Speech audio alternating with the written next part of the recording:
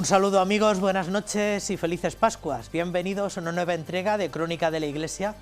Una semana más, superado ya el parón de la Semana Santa, revisamos con ustedes y para ustedes toda la actualidad de la Archidiócesis de Toledo en esta primera semana de Pascua. Siéntense y tomen parte de esta hora escasa en la que les acercamos algunos asuntos de nuestra iglesia local. Son personas y acontecimientos que creemos que tal vez puedan interesarles y acaso les ayuden a sentirse más iglesia. Comenzamos. El señor arzobispo, con motivo de la celebración del Jueves Santo, quiso dirigirse a todo el clero de la archidiócesis con una carta que llevaba por título Matrimonios y sacerdotes juntos para construir la iglesia. En ella recuerda a todos los eclesiásticos que tienen a su cargo la profunda vinculación entre el servicio presbiterial y esas iglesias domésticas que son los matrimonios, dos sacramentos al servicio de la comunidad. Un recuerdo prudente cuando todavía no ha concluido el año Amoris Laetitia, que se cierra el próximo 26 de junio. Continuando con el magisterio y la tradición de los últimos pontífices, el señor arzobispo de Toledo se dirige al presbiterio diocesano ante el Jueves Santo y la misa crismal mediante una carta pastoral. En el año 2020 sobre el sufrimiento, bajo el título Consolad a mi pueblo, y el año pasado sobre el ejemplo de fidelidad y felicidad del venerable don José Rivera. Matrimonios y sacerdotes juntos para construir la Iglesia es el título de la carta de este año, enmarcada en el 5º aniversario de la publicación Amoris Laetitia. Lo he dedicado a hablar de los matrimonios y los sacerdotes, como todos estamos llamados a esa evangelización, a ese trabajar juntos para hacer presente el Evangelio de Jesús en este mundo donde es tan necesario potenciar la vida familiar. Comienza su carta pastoral el señor arzobispo de Toledo agradeciendo a los sacerdotes de la archidiócesis su labor y entrega, con un recuerdo especial a aquellos que por diversos motivos están asociados a la cruz del Señor. Y da razones de su escrito explicando que hoy es necesaria una nueva mirada de la Iglesia sobre la familia, ya que existe una profunda vinculación entre el sacerdocio y el matrimonio cristiano. El sacerdote tiene que ayudar y cuidar a las familias, al matrimonio, para presentar hoy al mundo también esa belleza de esa vocación tan preciosa y tan necesaria realmente, porque como no tengamos una pastoral familiar donde se trabaje todos estos grandes temas, probablemente llegaremos muchísimo menos y sobre todo no cumpliremos la misión del Señor de la fecundidad del Evangelio. En su carta pastoral, el señor arzobispo de Toledo explica con 3 claves la misión de los sacerdotes cuando ejercen el oficio de santificar, de enseñar y de regir. Concluye el texto animando a todo el presbiterio a vivir como una verdadera familia, siguiendo el modelo de los primeros cristianos con un solo corazón y una sola alma.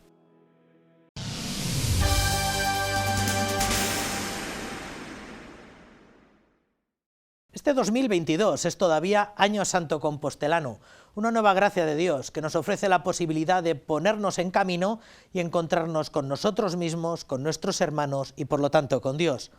Como ya es tradicional en la pastoral juvenil de nuestro país, todos los veranos de los Años Santos Compostelanos se organiza una peregrinación europea de jóvenes, un nuevo momento para peregrinar a la tumba del apóstol. La última fue en el año 2010, que ya ha llovido. La próxima será del 3 al 7 de agosto y se esperan más de 10.000 jóvenes.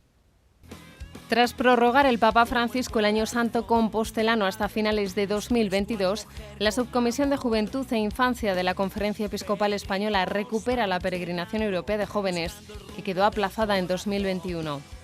Joven, levántate y sé testigo es el lema inspirado en la próxima Jornada Mundial de la Juventud, que se celebrará en Lisboa. Para el Año Santo, el arzobispo de Santiago había cogido también el tema del testimonio, de ponerse en camino, de que Santiago nos espera, ¿no? Entonces, bueno, pues hemos hecho una mezcla de estas dos realidades, de lo que Papa nos decía con lo que significa el Año Santo, y hemos ofrecido este lema. Concluida ya la fase de preinscripción, el pasado 7 de abril se presentó la web oficial, donde se puede encontrar la información básica de la peregrinación, con materiales gráficos, las últimas noticias e información sobre los caminos. Aunque la gran novedad es la app, que ya puede descargarse y que se convertirá en el vehículo de comunicación interna para los peregrinos. Va a hacer que todo lo que se ofrezca en la Peregrinación Europea de Jóvenes esté contenido ahí. De tal manera que vamos a apostar también por el papel cero, es decir, que es una cosa importante en el mundo en el que vivimos hoy, ese cuidado, y que el joven, pues a través de la aplicación, pues pueda ir a la catequesis, al taller, al concierto, podemos mandarles mensajes en directo para distintas cosas. Es decir, la aplicación va a ser como el todo para lo que va a ser la PEG. Desde la organización han previsto 10 caminos distintos para que los jóvenes peregrinos lleguen a la ciudad del Apóstol en esos días. Un encuentro abierto a jóvenes de toda Europa de entre 15 y 35 años. Yo primero que es una oportunidad. Lo primero visto desde este punto de vista, podríamos decir, es una oportunidad para volver a encontrarnos con toda la realidad, con todos los jóvenes, para poder encontrarnos con una iglesia que quiere caminar con esperanza y con alegría y sembrar un nuevo camino de esperanza. Los interesados en participar en esta peregrinación europea de jóvenes, que se celebrará del 3 al 7 de agosto en Santiago de Compostela, deben formalizar su inscripción a través de los grupos de la Pastoral Juvenil en sus diócesis.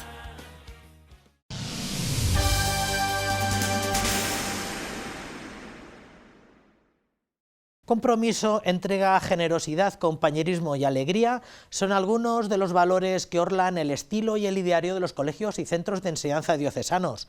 Son más de 110.000 alumnos que van a clase en los más de 300 colegios diocesanos que mantiene la Iglesia en España.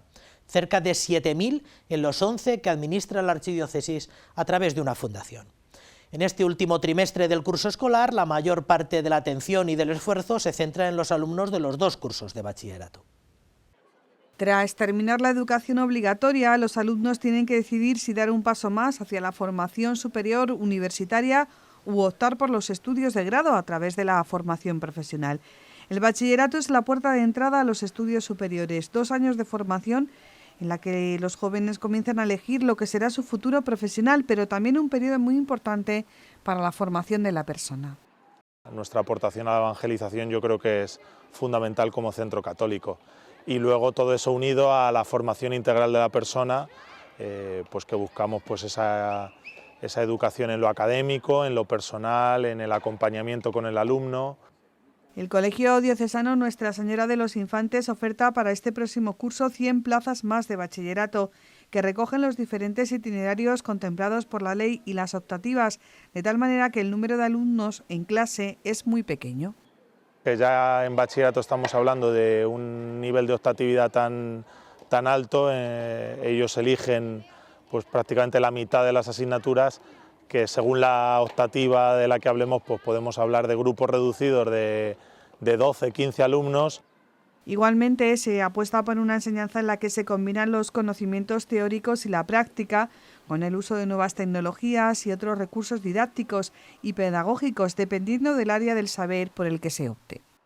En ciencias cuidamos mucho el tema de la práctica con laboratorios, que luego incluso de cara a la prueba de acceso a la universidad también computa, y en humanidades y ciencias sociales pues también cuidamos mucho lo que es el humanismo de la persona, la formación en filosofía, historia, lo que son las materias clásicas que también conforman a la persona. Como en todos los centros diocesanos, profesores, padres y alumnos conforman un perfecto engranaje que tiene al alumno como centro de acción, tanto para su aprendizaje académico como para su formación integral como persona.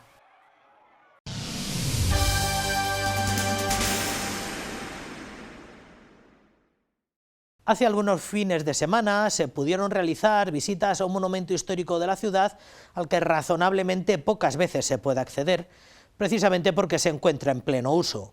Se trata del edificio que acoge el Seminario Menor Santo Tomás de Villanueva, donde se forman los niños y los adolescentes que manifiestan indicios de vocación al ministerio sacerdotal. Un precioso inmueble que fue en origen un palacio árabe del siglo X y cuya estructura actual es prácticamente la que adquirió en la Reforma del siglo XVI. Como si se tratara de un puzzle, el paso de los siglos va añadiendo las piezas hasta conseguir que todo cuadre y el edificio que contemplamos conserve las huellas de todos los que han pasado por él. Tan impresionante como desconocido, el Seminario Menor de Toledo. En el recorrido nos acompaña Mariló de Ancos hasta llevarnos a su origen, un palacio del siglo X al que se accedía por la calle sola y dentro, en el patio, encontrar una inscripción en yesería que da cuenta de ello. Que dice lo siguiente: en el nombre de Dios, Abdalá, hijo de Hamed Murá, tuvo esta casa. Fue después rey de Tula y Tula y diósela a su suegro en casamiento. Y es que parte del edificio que hoy es el Seminario Menor Santo Tomás de Villanueva fue palacio del primer gobernador árabe de Tula y Tula, también del primer alguacil de Toledo, Suertellez de Meneses. En su historia no solo aparecen los condes de Cedillo, incluso las tropas napoleónicas. Hasta que a comienzos del siglo XIX las tropas napoleónicas destruyen el edificio. De hecho, en excavaciones se han encontrado botones de casacas de soldados franceses con el número 22, haciendo referencia al escuadrón que estuvo allí y que realizó los destrozos. Durante un tiempo fue cuartel de la Guardia Civil, lo compró el cardenal Guisasola en 1917 y en 1925 se fundó el Seminario Menor. Y así el edificio convirtiéndose en testigo de la historia desde su patio, al que los condes de Cedillo en el siglo XVI decidieron dar este aspecto italianizante, colocando en dos alturas los arcos de medio punto y las 40 magníficas columnas de mármol de Carrara, hasta la balaustrada gótica calada en la escalera que da acceso a lo más impresionante, la sala mudéjar o de las yeserías.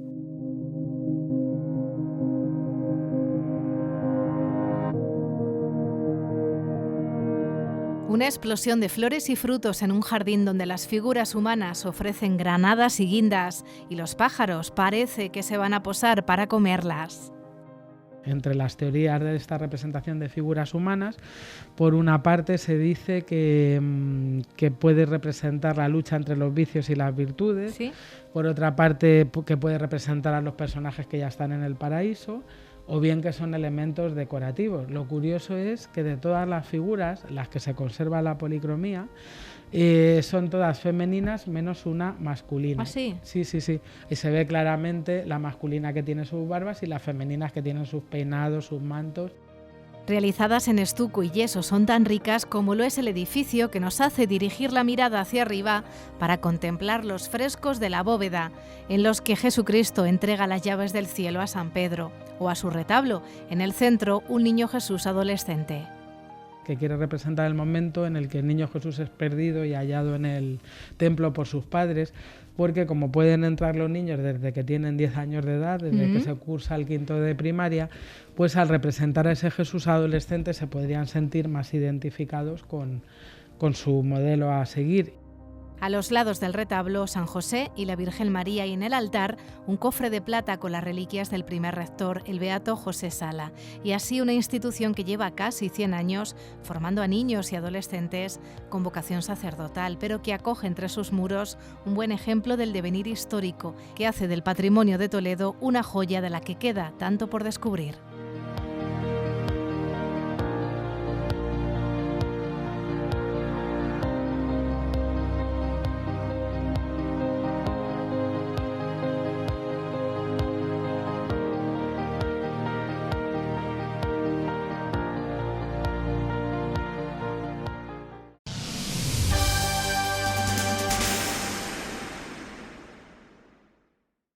Habrá quien recuerde que ya en el primer trimestre de este curso pastoral tuvimos el privilegio de poder presentar una obra sobre don José Ribera Ramírez, sobre el célebre, venerable sacerdote toledano.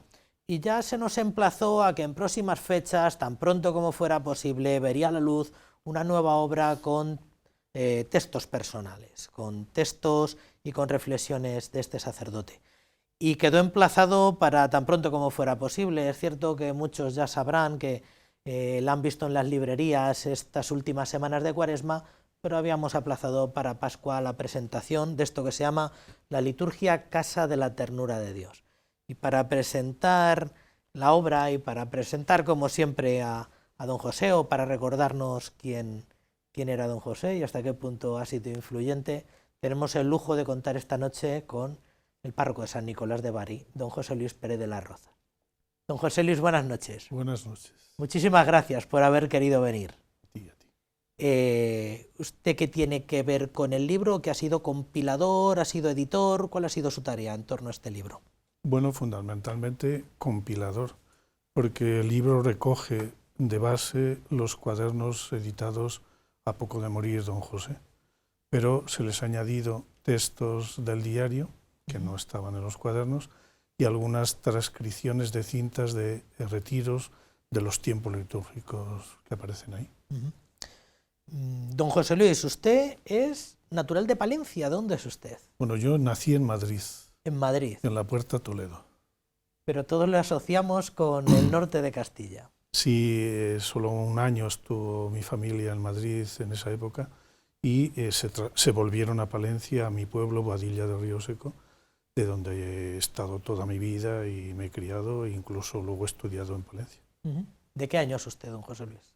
1949. Del 49, de Boadilla del Río Seco. De Río Seco. ¿Cuándo ingresó usted en el seminario, José Luis? El año 62, justo al comenzar el concilio. ¿Cómo era la familia de los Pérez de la Roza? Una familia muy humilde, muy sencilla, de tierra de campos. Mi padre era obrero del campo.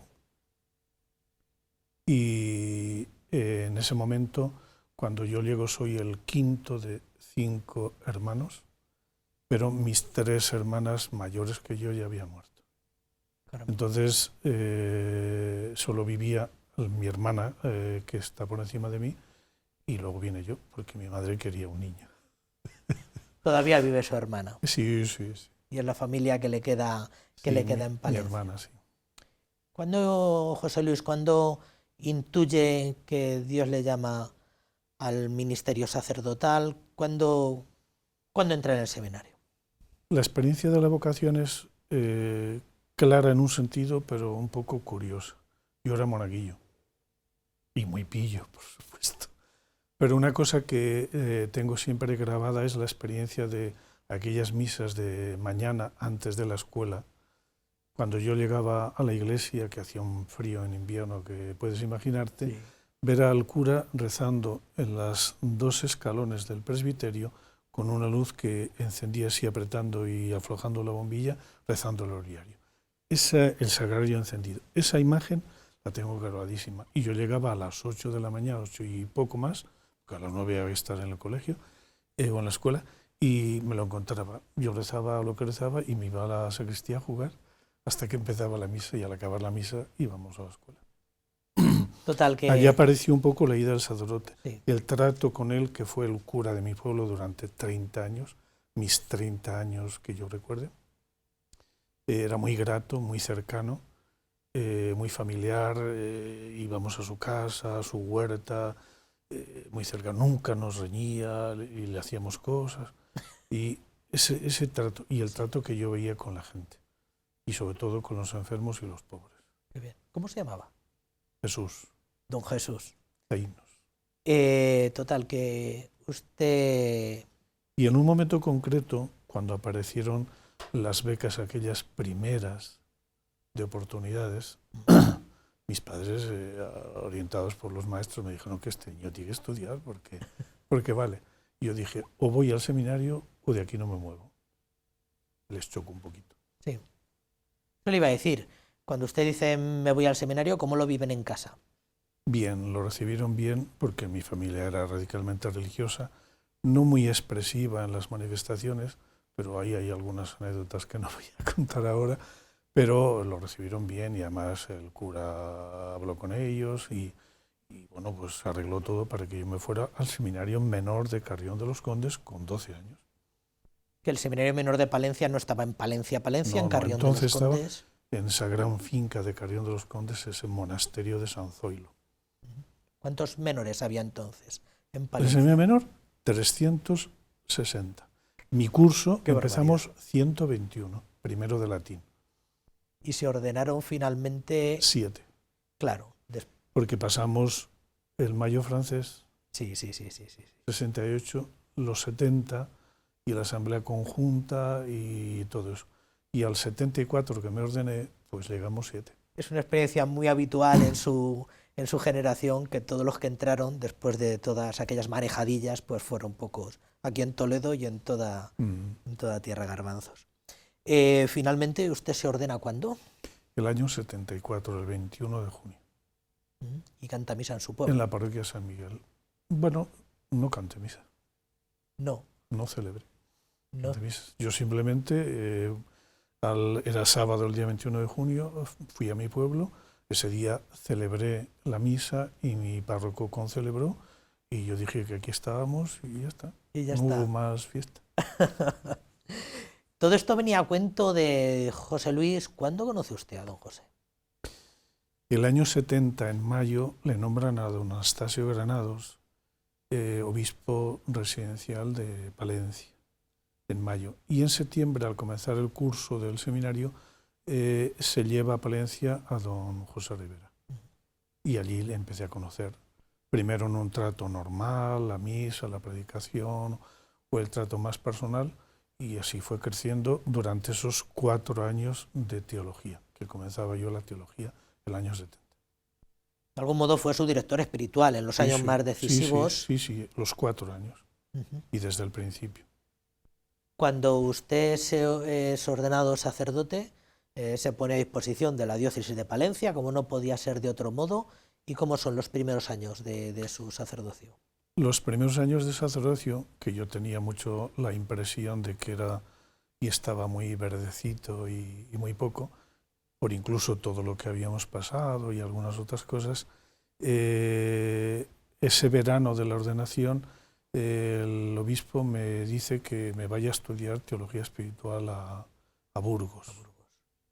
Y a la vez me nombra adscrito a la parroquia de San Lázaro de Palencia. Allí estuve los 2 años de los estudios de licenciatura y al final de esos 2 años, el año 76, fue cuando me vine a Toledo. Para entonces, don José, el año 75, se había venido de Palencia, llamado por don Marcelo, y... Usted mantenía ya relación, incluso después de su permanencia en el seminario, mantenía relación con don José. Y sí, desde el año 70 hasta que murió, la relación ha sido continua y cercana y directa incluso. Salvo porque un año estaba él en Palencia todavía, yo le veía, porque yo volvía a Palencia. Claro. En los fines de semana a la parroquia a trabajar y me veía con él. Y luego cuando me vine a Toledo, por supuesto. Hubo un tiempo en el que don José regresa a Toledo por petición de don Marcelo. Sí. Sin embargo, se siguen organizando experiencias de verano, me parece recordar, ¿no? Sí. En cuanto yo llegué aquí a Toledo, comenzamos aquellas experiencias de verano con semiestas y curas en Arenas de San Pedro. Y luego fueron en Sigüenza, por el seminario de verano de Sigüenza. Y allí fueron pasando pues, montones de sacerdotes o de seminaristas durante esa experiencia de verano, sí. De hecho, en una experiencia de verano, pero en el seminario menor de Palencia, en Levanza, fue donde yo conocí a Esquerda, que estaba allí dándonos charlas sobre el sacerdocio, un director espiritual cuyo nombre no me acuerdo, del seminario de Murcia, y don José y don Anastasio. Y en ese momento fue cuando me dijo que me fuese a estudiar a Burgos la licenciatura. ¿Cuándo y por qué viene a dar con sus huesos en la diócesis de Toledo, José Luis? ¿Por qué venir a Toledo? El año 76 terminé en Burgos y Demetrio me invitó a que me viniera. Yo en principio era un poco reacio, pero a través de don Rafael Palmero me buscaron en Palencia y terminé viniendo porque entonces había pocos sacerdotes jóvenes, de vicario de coadjutor a San Nicolás de Bari. O sea que en contra de lo que parece que existe en el imaginario, que siempre estuvo en el seminario de Santa Locadia, en el seminario de vocaciones adultas, en calidad de director espiritual, su primer destino fue pastoral ahí. Sí, en San Nicolás tuve 5 años, del año 76 al 81, y esos años, el primero no, pero a partir del segundo, me parece, también fui profesor de religión en el Instituto del Greco. Tenía que bajar allí abajo. Sí. Y con don Felipe González como párroco, lo cual no era un asunto menor. No, muy bien. muy bien. Ciertamente él me acogió muy bien. Yo no conocía de Toledo absolutamente nada. Conocía a don José, a Demetrio y a don Marcelo un poquito, pero nada más. Y don Rafael, que me fue a buscar a Palencia. Estuvimos hablando allí algunas veces para este trato de venirme para acá. Pero él me mostró la diócesis, muy bien, en principio. La gente le recuerda, o por lo menos el imaginario colectivo le recuerda, como el director espiritual durante décadas del Seminario de Vocaciones Adultas. ¿Cómo va a parar allí? Bueno, yo cuando llegué a Toledo el año 76, el 2 de septiembre, para cuando comenzó el curso en el seminario, ya don Marcelo me nombró confesor en el seminario. Soy confesor del seminario desde el 76 hasta hace 2 días. Caramba. Y en el seminario de San Ildefonso, Sí. que entonces el bachillerato estaba en el mayor. Sí, es cierto. Porque había muchos más seminaristas en el menor. Y me nombró confesor de bachillerato. Y allí conocí a unos cuantos de los que andan por aquí. Sí, sin duda alguna. Y luego se funda el Seminario de El Vocaciones Seminario de Adultas. Santa Leocadia se funda el año 81 con una primera experiencia en lo que era Casa Sacerdotal Santa Leocadia y allí simultaneando las dos cosas. Y a partir de ahí la Casa Sacerdotal se hace nueva y bajan abajo los sacerdotes y se queda lo que era Seminario de Vocaciones Adultas Santa Leocadia el año 81. El Génesis fue el curso de espiritualidad que se llamaba, Sí. ¿no? El curso de espiritualidad se inició con esa presencia en la Casa Sacerdotal antigua, conviviendo con los sacerdotes poquitos que había. Y a los 2 años don Marcelo ya erigió el Seminario de Santa Leocadia. Y el curso de espiritualidad se empezó a celebrar pues cada año o allí o en la Casa Sacerdotal Nueva. Alguna vez hemos abundado en el sentido que tenía el Seminario de Vocaciones Adultas, pero no quiero dejar de preguntárselo. ¿Qué sentido tenía el fundar este seminario, donde ya cuando yo recuerdo ser alumno de estudios eclesiásticos había gente que tampoco eran vocaciones tardías? ¿Era sencillamente un seminario para vocaciones tardías? ¿Qué sentido tenía el Seminario de Santa Leocadia? En principio era un seminario para vocaciones adultas. No me gusta la expresión tardías. Tardías, ¿verdad? Porque vocación tardía no existe, se llama cuando quiere. Pero era con esa intención, puesto que en el seminario de San Ildefonso eran 160 y 170, aquello estaba a tope con el bachillerato además allí. Entonces se funda para atender especialmente a las vocaciones adultas, que había muchas en aquella época, porque muchos seminarios estaban cerrados y venían llamando al aire de don Marcelo y el ejemplo de Marcelo, y se hizo con esa intención. Luego, después de algunos años, se abrió, digamos, el criterio, de tal manera que podían ir a un sitio o a otro, San Ildefonso o Santa Leocadia, indistintamente, según cada uno quisiera. Pero en principio con esa... y de hecho eran todos de vocaciones adultas, carrera, edad y todas esas cosas. Sí que efectivamente fue muy evidente, por lo menos en aquella primera época, y ya últimamente, bueno, pues tal vez había gente que accedía prácticamente desde el bachillerato o lo que fuera. Usted fue el único, bueno, fue director espiritual prácticamente desde su fundación hasta su extinción en aquel seminario. Sí, hasta el año 2000. Hasta el año 2000. ¿Cuánto tiempo entonces? Del 81 hasta el 2000, 19 años. 19 años. Existió un seminario que se llamaba Santa Leocadia y que ordenó 60 o 70 sacerdotes. Sí. No, efectivamente. Es que está un poco olvidado. Sí, por eso digo que de vez en cuando hay como... Sí, todo ese año permaneció, don José estaba también de espiritual, y yo permanecí los 19 años de director espiritual. Bueno, vamos a hablar del volumen que le ha traído a usted a esta noche aquí a esta sintonía, que es la liturgia Casa de la Ternura de Dios. Nos decía al comienzo que está realizado con ya cosas que había publicadas y con algunas aportaciones del diario de don José. Sí, ¿Es así? Sí. Al morir don José, que fue cuando todos descubrimos el tesoro de los escritos, diarios y papeles que tenía don José, una de las cosas que se me ocurrió fue hacer llegar a la gente eso que ni los más cercanos conocíamos. Y fui sacando aquellos primeros cuadernillos con distinta temática que fueron apareciendo. Eso fue adelante y luego aparecieron otras cosas, pero acabados esos cuadernillos, a mí se me ocurrió ahora, con ocasión de este libro, que era mejor recoger todos los cuadernos de liturgia de los diversos tiempos litúrgicos en un solo volumen para estar más asequible a los que quisieran leerlo. Y el contenido fundamental son los cuadernos, pero se ha enriquecido con más textos del diario. De hecho, ahí en los diversos tiempos litúrgicos aparece siempre del diario, de los escritos y de los otros papeles. Y algunas transcripciones de algún retiro de Adviento, de Semana Santa, de Cuaresma o de Pentecostés, que eran los que normalmente daba don José en cuanto a la liturgia. Que eso sí que están grabados, hay grabaciones. Sí, se mantiene la Fundación don José Olivera las grabaciones que se fueron haciendo de todos esos retiros, y de ahí se han transcrito para incorporarlos al libro. De manera que fue usted también el que tuvo la intuición de aquellos folletos blancos que llamábamos, aquellos folletos blancos monográficos, que son de inmediatamente poco después del fallecimiento de don José. En cuanto nos dimos cuenta de la riqueza de los papeles y de eso, y aparecen ahí textos del diario muy escogidos respecto del contenido de Jesucristo, de Adviento, de Navidad o de Cuaresma, pero ya aparecen ahí textos del diario, solo que aquí aparecen más. Este libro, por tanto, es un poco providencial porque algunos de esos folletos estaban muy agotados, de hecho. Sí.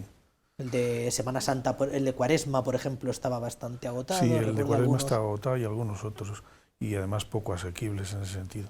Pero además hay otra oportunidad de la razón de este libro, y es el tema de la pandemia ha alejado a mucha gente de la liturgia. Porque yo creo que una de las cosas que en la colaboración con don José vivimos en esos años, a partir de mi venida a Toledo, fue el tema de la liturgia. No había misales y se llenaron de misales aquellos de la VA para que la gente tuviese y disfrutase de aquello, todo eso, ¿no? Entonces, ahora con ocasión de la pandemia, la gente se ha alejado un poquito de los sacramentos. Y a mí me parece que debe de volver a gustar los sacramentos, la liturgia, sobre todo, claro, la Eucaristía y el sacramento de la penitencia, y esa es una de las razones como más de fondo a la hora de recoger eso y ofrecerlo así en un solo libro. Probablemente una de las cosas, bueno, cuando se conocía un poco al propio don José, o cuando uno se ha acercado pues de una manera un poco incluso superficial a sus escritos, uno se da cuenta de la importancia que él le daba, o lo importante que fue para él la liturgia. Cómo no solamente las lecturas propias del día, sino las oraciones, ese ir desmenuzando toda la liturgia. Estudiaba y reflexionaba la liturgia continuamente. De hecho, anterior a este salió un librito más pequeño sobre el ordinario de la misa, la vivencia de la Eucaristía. Meditaba habitualmente el ordinario de la misa, lo que llamamos ordinario. Los textos del ordinario, las oraciones, los prefacios, por ejemplo, las plegarias eucarísticas. Es decir, era toda una introducción continua siempre a la liturgia, en las pláticas, en las meditaciones, incluso en la charla personal, porque vivía de la liturgia, y por eso a eso responde un poco el título. Eso de casa de la ternura de Dios es que para él la liturgia era, incluido también en la liturgia de las horas, era como el encuentro con Dios, con Cristo, con la Trinidad, de lo cual luego vivificaba a los demás. Esto está hecho también, bueno, está hecho, forma parte de todo este amplio material, de sus cuadernos personales y de su diario, lo cual exige poner en contexto, me imagino, porque el diario personal de don José a veces decía importancia del café o cosas de estas, que para él tanto y otras muchas el tabaco, cosas. que también, en fin, hay que entenderlo en su contexto, también era... Pero el contexto en este caso de los textos que aparecen ahí es muy fácil o muy sencillo porque es el contexto litúrgico. Es decir, hemos buscado textos en el contexto del Adviento y su meditar las oraciones del Adviento, los prefacios del Adviento, o en el contexto de la Cuaresma, ese contexto que da lo que es el tiempo litúrgico. Para él el año comenzaba el primer domingo de Adviento. Lo del 31 de diciembre no le importaba nada, ¿no? Y al hilo de eso vivía el tiempo, consagraba el tiempo y con todo lo que significa incluso la liturgia de las horas. Por eso vivía en la casa del Padre. Yo creo que un poco reflejando esa expresión que Jesucristo dice de sí mismo, ¿no? Que él vivía en el Padre, Jesucristo, y el Padre y yo somos uno, y pues Jesucristo vivía en Dios a partir de la liturgia. Y de ese meditar y gustar la liturgia que estudiaba con libros y textos muy importantes o fundamentales, y que además lo transmitía a la gente en las charlas de aquellos retiros que incluso eran muy típicos, ¿no? Por la mañana la charla de don José, oración y Eucaristía que él presidía, y por la tarde, o donde metió yo, dábamos una charla sobre el tiempo litúrgico que correspondiese. ¿Era Adviento? Pues una charla sobre el Adviento. Con lo cual el contenido siempre iba muy ad hoc con el retiro de turno.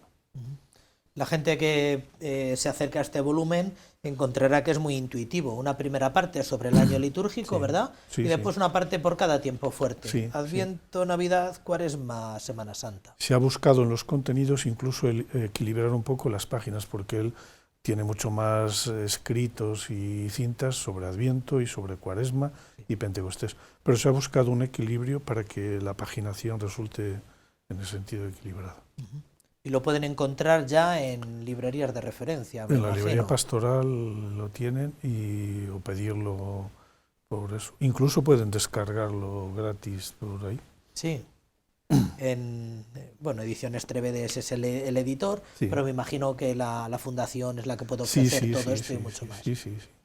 Quedan muchos más textos, queda mucho material, mucho más diario, muchos más cuadernos de don José por ahí. En Máquinas está un segundo tomo de esos gruesos. Caramba. Sobre la Trinidad. Caramba. Que es otro de los grandes temas de don José. Ese ya está en Máquinas y no sé por qué no ha salido todavía, pero creo que está en censura. También en Trévedes, Ediciones Trévedes. Sí. Eso ya está en Máquinas. No sé ahora si habrá alguno más de este tipo, de recoger los cuadernos que se han ido perdiendo o agotando, pero en Máquinas ya está ese. Y luego mi gran deseo sería que se lleguen a publicar los diarios, sí, que son muy bonitos, muy provechosos y que reflejan el alma de don José.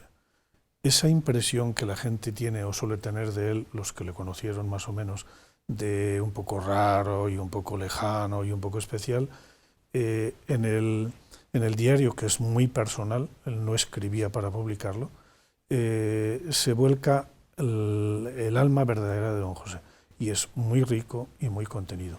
Por ejemplo, para seguir alguna de las apreciaciones de la vida de la Iglesia de todos estos años, los diarios se conservan solo unos poquitos textos del año 71 y a partir del 72, porque lo anterior lo rompió. Qué curioso. Sí, lo curioso es por esto. El año 72, que está en Palencia, él se plantea si su final no será vida monástica, y se fue a la Cartuja de Burgos. Y los monjes de la Cartuja o el abad le rechazó porque ya no pasaba la edad. Y en ese momento, en esa actitud de retirarse, rompió todos los escritos anteriores que tenía y se conservan a partir del 71 unos poquitos textos y del 72 en adelante. Hemos hablado ya en ocasiones anteriores sobre el interés que tiene la Fundación y todos los que le conocieron de publicar los diarios, que es tal vez lo que más trabajo lleva, porque hay que poner en contexto, hay que documentar bien el momento. Yo creo que es un diario muy típico, muy personal, por supuesto, y muy rico en contenido y en experiencia espiritual, pero yo no creo que sea como muy difícil de publicar. Otra cosa es que cuando uno compre un libro del diario sabe que se enfrenta un diario, que no es lo mismo, claro, que una novela. Pero salvo contextualizar el diario o las páginas de cada tomo que puedan surgir, pues dónde estaba en ese momento don José, las alusiones que hace a sus lecturas, o a obispos, o a pastoral de aquí, o pastoral de Palencia, claro, o lo que sea. Contextualizar un poco eso basta como para que se le pueda seguir, evidentemente como lectura de un diario en el que vierte la experiencia de su alma. Claro. Esa anécdota que tú dices de que sale con mucha frecuencia el café y el tabaco, es una cosa que llama la atención pero que no es más que porque se examinaba de cómo iba siendo capaz de dejarlo atrás eso. Sí. Cuando habla de requisitos para esta cuaresma. Y con la impresión de que a veces parecía que o fumaba una barbaridad y no era para tanto. Lo que pasa es que lo que fumase, él se planteaba poder dejarlo por razones de pobreza, por razones de ejemplo y por razones de austeridad y de dominio. Efectivamente es así. Bueno, don José Luis, pues muchísimas gracias por estar aquí. Quedamos pendientes ya. Siempre que presentamos un libro ya quedamos emplazados a presentar el siguiente. El último, que fue aquellas intervenciones de los simposios sobre... Pues ya se nos anticipó que iba a salir esto y ya desde la Fundación se nos invitaba a que le diésemos el oportuno espacio y ya quedamos pendientes. Y ya anticipo que está en máquinas Efectivamente, ya quedamos emplazados para presentar el de la inhabitación y de la experiencia trinitaria de don José, que mucho gusto. Que creo que será muy importante. Muchísimas gracias, don José Luis. A ti. Buenas noches.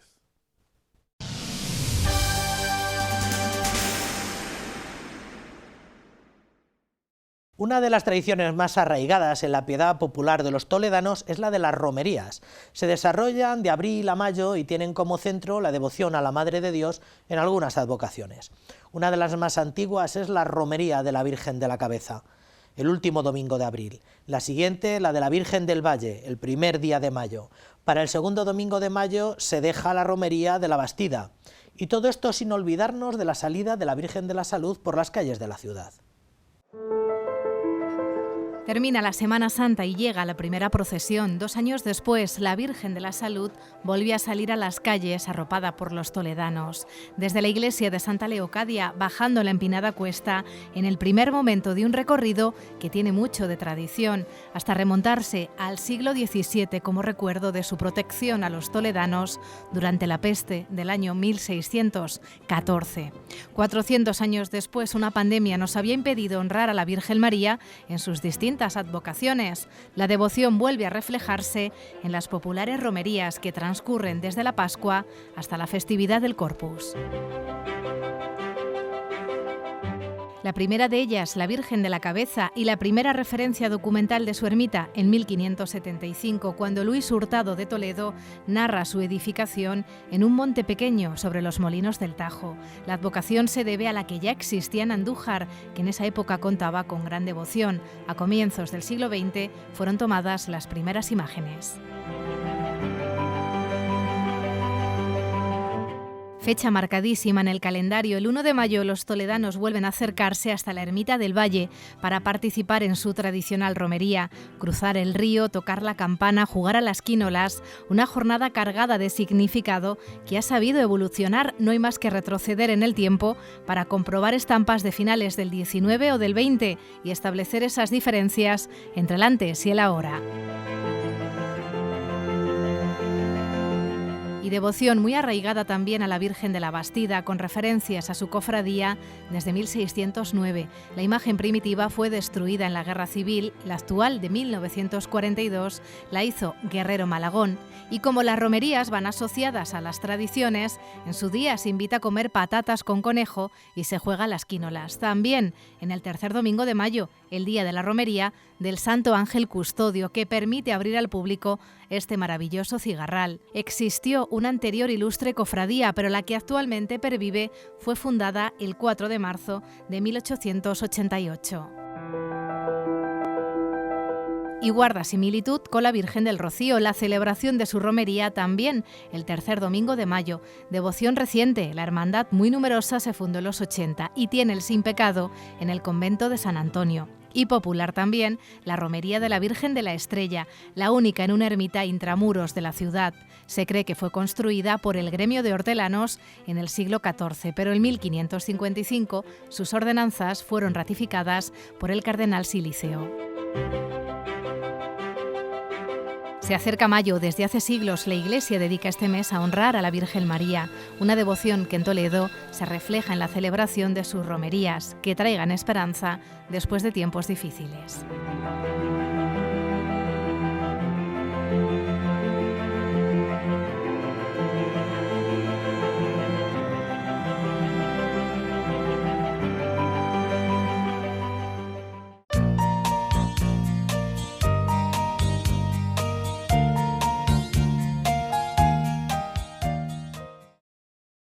El señor arzobispo ha querido conocer en una sola mañana y de primera mano algunas de las ermitas de la ciudad a modo de epílogo de lo que ha sido su visita pastoral por las parroquias de este arciprestazgo. Especial atención le ha merecido la visita a Santa María de la Cabeza, que este fin de semana celebra su fiesta. Don Francisco ha querido trascender el valor tradicional del templo y de la devoción, que sin mucho esfuerzo se remonta al siglo XVI, para poner la atención en el papel de la Madre de Dios como poderosa intercesora. El Papa Juan Pablo II, en su visita al santuario de la Virgen del Rocío, bautizó a España como la tierra de María. La devoción mariana marca la identidad de los católicos en España y se hace especialmente presente durante este mes de mayo. Desde las más pequeñas y apartadas ermitas hasta los grandes santuarios marianos, la Virgen María está presente en el día a día de todos nosotros. A punto de comenzar el mes de mayo, el señor arzobispo ha querido visitar 3 ermitas de la ciudad de Toledo: San Jerónimo, la ermita de la Virgen del Valle y la de Santa María de la Cabeza, donde justo este jueves comienza su triduo. Esta visita es con motivo de que he concluido la visita pastoral a la ciudad de Toledo, pero me faltaban las ermitas de alrededor y quiero empezar con Santa María la Cabeza, y me parece que era importante la presencia del arzobispo en esta preciosa ermita, la presencia que iba a tener también con motivo de la fiesta, porque me parece que es una maravilla el poder estar aquí a los pies de la Virgen, nuestra Madre, para que bendiga también a la ciudad de Toledo. Acompañados de miembros de la hermandad, don Francisco Cerro ha animado a todos a perseverar en la devoción a la Virgen de la Cabeza, muy extendida por toda España, y a seguir lo que los padres de la Iglesia han manifestado desde hace siglos. A la Virgen hay que venerarla, amarla, invocarla e imitarla. Imitarla, ¿no? Sobre todo en su fe, su esperanza y su caridad, que yo creo que es lo fundamental, como imitar a María, una mujer de fe, una mujer de esperanza y una mujer de caridad y de amor. Y esto es lo que se vive, yo creo, que en toda esta devoción, en estas romerías que también vamos a empezar en estos días de mayo, de abril y mayo, pues para venerar a la mujer que creyó que para Dios nada es imposible. El señor arzobispo presidirá este domingo a partir de las 11 de la mañana la Santa Misa en la ermita de la Virgen de la Cabeza. El mismo domingo, a partir de las 7 de la tarde, se celebrará la tradicional procesión por los alrededores de esta ermita, que recoge una de las devociones marianas más arraigadas en la ciudad de Toledo y sus alrededores.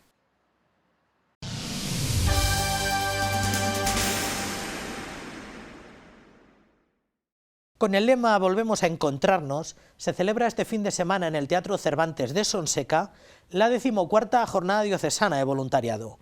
Un encuentro al que se espera que acudan más de 300 personas repartidas por toda la archidiócesis, después de 2 años sin poder convocar y reunir a los voluntarios para compartir experiencias y poderles agradecer la entrega de estos 2 últimos años de pandemia tan difíciles. La jornada concluirá con la celebración de la Eucaristía en el templo parroquial. Más de 300 personas participarán este sábado en la 14ª Jornada Diocesana del Voluntariado de Cáritas. Será en Sonseca y comenzará a las 10 de la mañana. El señor arzobispo también estará presente en este encuentro, el primero que se celebra tras 2 años de pandemia. Yo estoy muy ilusionado con este encuentro del voluntariado de Cáritas, porque estamos haciendo una campaña fuertísima para que verdaderamente volvamos a retomar este voluntariado después de 2 años prácticamente. Iré a Sonseca, presidiré la Eucaristía, si Dios quiere, a la 1 y estaré allí toda la mañana y parte de la tarde también. Quiere ser una ocasión para conocer la labor del voluntariado y también un impulso para estos tiempos difíciles que atravesamos.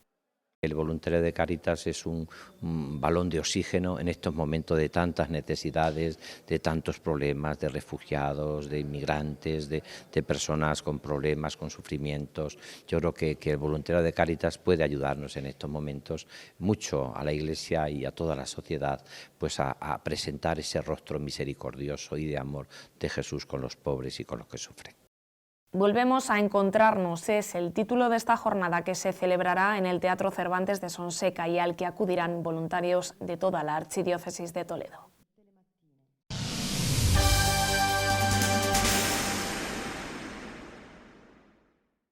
Tras 2 años de restricciones litúrgicas, el Papa Francisco pudo celebrar todos los ritos de la Semana Santa y junto a él miles de fieles que participaron en las diversas ceremonias.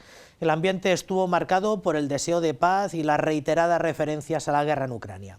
Sin embargo, también hubo momentos profundos y rasgos de alegría y esperanza en estos días, ya que la plaza de San Pedro volvió a llenarse de peregrinos y el Santo Padre retomó sus recorridos sobre el Papa móvil para saludar a todo el pueblo santo de Dios.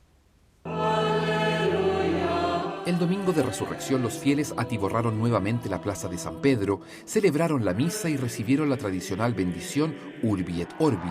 Las palabras del Papa se dejaron sentir fuerte con su contundente llamado a la paz en todos aquellos lugares del mundo donde hoy se padece la insensatez de la guerra. Mirando sus llagas gloriosas, nuestros ojos incrédulos se abren, nuestros corazones endurecidos se liberan y dejan entrar el anuncio pascual. La paz esté con ustedes.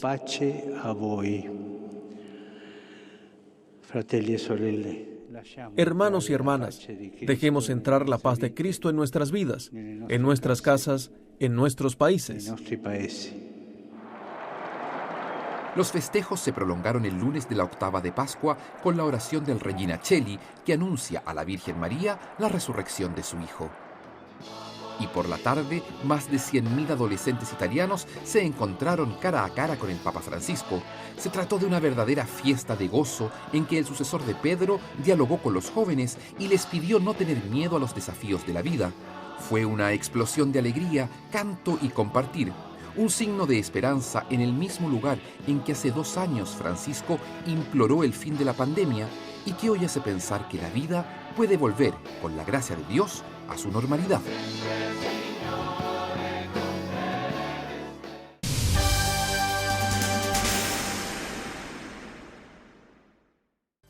Muy bien, pues hasta aquí el repaso semanal de nuestra vida diocesana. Esperamos que haya sido de su agrado. Les emplazamos a la semana que viene para una nueva entrega de información eclesial. Ya recuerdan que pueden revisionar todos estos contenidos y muchos otros más, de muchos otros temas, en nuestro canal de YouTube.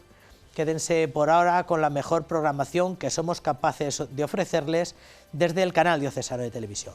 Hasta la semana que viene. Que sean felices.